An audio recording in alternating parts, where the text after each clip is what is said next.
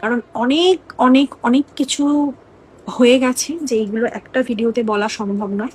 তো আমি part by part video আমার আসতে থাকবে প্রত্যেক দিন।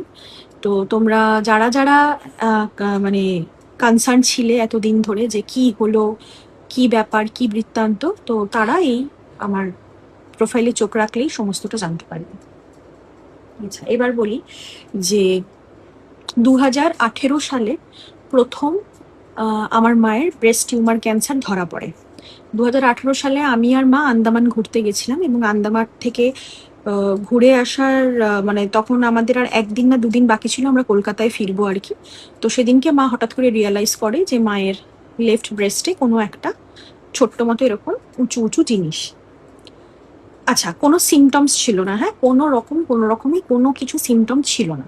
এবং মা যেদিনকে ওটা রিয়েলাইজ করেছে সেদিনকেও কোনো সিমটম ছিল না।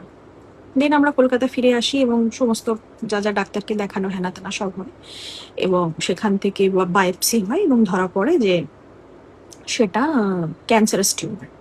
এবং সেটা ফার্স্ট স্টেজেই ধরা পড়ে লাকিলি 2018 সালে, এবং আমাদের সমস্ত ট্রিটমেন্ট হয়। এবং 18, 19, 20 3 বছর মা ট্রিটমেন্টে থাকে। মায়ের টিউমারটাও ওটি হয়, এবং ব্রেস্টকে বাঁচিয়ে রেখে জাস্ট টিউমারটা ওটি হয়। আর একটা গ্ল্যান্ড ফেলা গেছিল বাঁ দিক থেকে। এবং তারপরে মায়ের সমস্ত রকম কেমোর সাইকেল কমপ্লিট হয় এবং রেডিয়েশনের সাইকেলও কমপ্লিট হয়। এবং তারপরে যেরকম ডাক্তার যা যা ফলো আপ বলেছিল সেই ফলো আপেই মা থাকতো 2 বছর, 3 বছর সেরকম টানা ফলো আপেই থেকেছে। উনি যেমন যেমন করতে বলেছিলেন আমরা তেমন তেমন করতে। এবং মায়ের যখন ফার্স্ট টাইম যখন কেমো হয়, অনেকেই হয়তো তোমরা জানবে এটা, যাদের যাদের বাড়িতে ক্যান্সার পেশেন্ট আছে বা ছিল তারা জানবে যে একটা কেমো পোর্ট বসাতে হয়, কারণ কেমোটা হাত দিয়ে নেওয়া যায় না।